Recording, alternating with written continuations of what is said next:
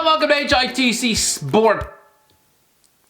Right, so who found the Sunderland Till I Die Netflix documentary hilarious for all the wrong reasons? I'd imagine it's a bit like watching a documentary of my birth. Everything that could have gone wrong did. This is what happens when you deliver a baby in a muddy ditch. They had to cut my umbilical cord with a twig. But let's take a look at every Premier League club and find what season of theirs would have made for a great Netflix fly on the wall, voyeuristic, popcorn munching watching. Arsenal 10-11. Is it just me or have the last 10 seasons of Arsenal all molded into one? It largely goes: sell a big name in the summer, start poorly, pick up over the winter, crumble in the spring, finish 4th or 5th. Rinse and repeat every bastard year until your weary supporters resemble something out of the hills of ice. But no, bring on the 10-11 campaign, lads. Get the popcorn out because Christ above, I for one would love a first-hand insight into the dressing room after that Carling Cup defeat to Birmingham and chucking away a 4-goal lead at Newcastle the next month. I just want to see what Arsene Wenger was like after defeat, because judging by his placid nature the last 10 years, I bet his pick-me-up team talks were about as inspirational as a bucket of squirrel diarrhea. Okay, how about that home win over Barcelona where Arsenal fans celebrated like they'd won the World Cup? Or the second leg exit after Robin van Persie was sent off for taking a shot? That must have been the mother of all dressing room meltdowns. Aston Villa 15-16. Here's a first-hand look at a respective football club coming apart at the seams. This was the year where Aston Villa sacked 2 managers, lost 29 games. The season began with Fabian Delph taking a ginormous dump all over the club's credibility. Later we see Michael Richards fight with a fan. Julian Lescott respond to Twitter abuse with a photo of his car. I'm genuinely curious to see what the dressing room was after relegation, just to see if anyone cared. Lescott said relegation was a weight off his shoulder. A weight off his shoulder? Gabriele Bonhor, one of the few boyhood Villa fans, one of the few people who should have cared, he was spotted partying on the night of relegation. Are you for real? He was the club captain. Bournemouth 14-15. I mean, what else? The 14-15 season for Bournemouth, when little Bournemouth won the championship. It was a season which included an 8-0 win over Birmingham, 113 goals scored all season, there were 6-game winning streaks, a chairman losing his head upon promotion. Yeah, get this one on Netflix. Brighton 14-15. If you want to see ridiculous tears on Netflix, dig up the 16-17 season for Brighton. It was weird. This was the year Chris Hughton masterminded promotion. But why the long faces in May? Because on the final day of the season, they concede a last-minute goal at Villa Park, cue the greasy head of Jack Grealish, and in doing so hand the title to Newcastle. It would be weird seeing Brighton's change room after promotion, with players looking like they'd just been to a funeral. Burnley 17-18. Yeah, why not? Burnley 17-18. The year they finished 7th in the Premier League, starting the season with a 3-2 win at the Champions of England. There was an EFL Derby Day win over Blackburn Rovers, the 5-game winning streak in April. I think a Netflix special of this season would really paint Sean Dyche in a different light, and he'd probably get more appreciation in the game because of it. Chelsea 07-08. There's so many crazy seasons at Chelsea. But no, I'm gonna go for the 07-08 season, when Jose Mourinho was unceremoniously dumped in September. I'd have loved to have seen the revolt in the dressing room, especially when they learned his replacement was gonna be Jabba the Hutt. Apparently the likes of Drogba, Terry and Lampard were in floods of tears. Listen lads, we know Grant has all the managerial skills of a dead potato. This was a classic example of footballers running the dressing room. It was them, not Grant, which got them to within 1 penalty of Champions League glory in Moscow. I'd love to have seen the dressing room after that Champions League semi-final win over Liverpool, when Frank Lampard heroically netted an extra time penalty just days after his mother's death. And of course, replaying John Terry's Moscow Tears on Netflix, oh, it would taste like a fine wine. Crystal Palace 13-14. Without a doubt, 13. What a mental season. Crystal Palace's first year back in the Premier League. I'd love to have seen the utter panic gripping that club after 10 defeats in their first 11 games. Never mind staying up. They were in danger of setting a record low points total, and you'd think the only way anyone would ever be worse than Derby County's 11 points is if they played the season blindfolded, and even then they'd probably still do better. But yeah, Ian Holloway, the mastermind behind promotion, he was gone by October. The club were in danger of falling off the map. Cue the arrival of Tony Pulis. I would love to have seen firsthand how he managed to whip a squad desperately low on confidence and quality into shape. Not only did he keep them up, they finished 11th. There was a 5-game winning streak in April. They ripped apart Liverpool's title bid after a 3-goal comeback at Sellers Park in May. How did Pulis do this? Everton 0-4-5. This season was weird. During the summer, Everton, who just finished 17th in the league, with David Moyes hanging on to his job by a fingertip.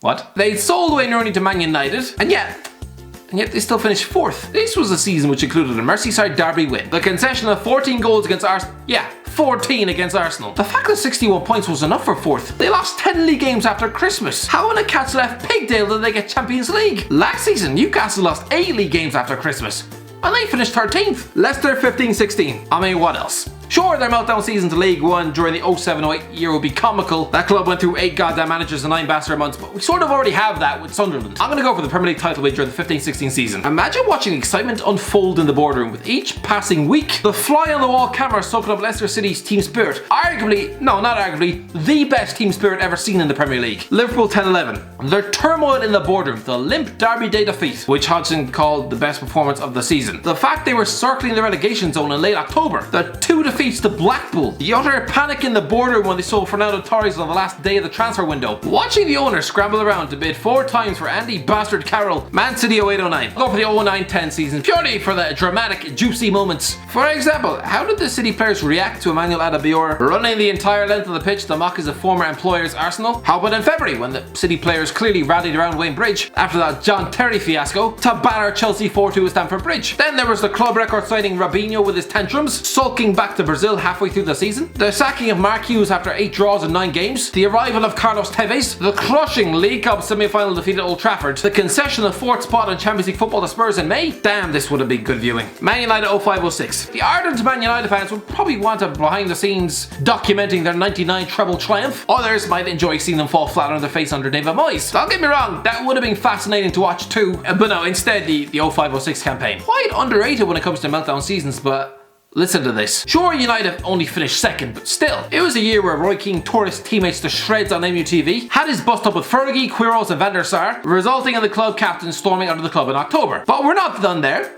No, Ruven Nistelrooy followed suit. Having been dropped for a League Cup final win over Wigan, he apparently spent the game insulting Fergie from the bench. Apparently he called him a Scottish pig. He also had a training ground bust up with Cristiano Ronaldo. And 3 months later, he was storming out of Old Trafford after being dropped for the final game of the season. Factor in the fact that Manchester United finished bottom of an easy Champions League group, with Fergie reportedly making Cristiano Ronaldo cry after a defeat to Benfica. Oh yeah, and that FA Cup defeat to Liverpool, where Alan Smith's leg crumbled like a block of stale Weetabix, chucking a Derby Day defeat to an average Man City, where both Vidic and Ever chucked in debut performances so bad they were almost laughed out the club, as well as Rio Ferdinand playing in midfield during a 4-3 defeat to Blackburn Rovers, with David Bentley scoring a hat-trick. Let's see, Wayne Rooney kissing the badge at Goodison Park, the fact they ended Chelsea's unbeaten run in November. This season isn't often talked about when it comes to dramatic moments, but Christ, this would have been good watching. Newcastle 08-09. For absolute clownish seasons, campaigns that don't resemble one iota of professionalism. Oh good Christ, Newcastle 08-09. Oh.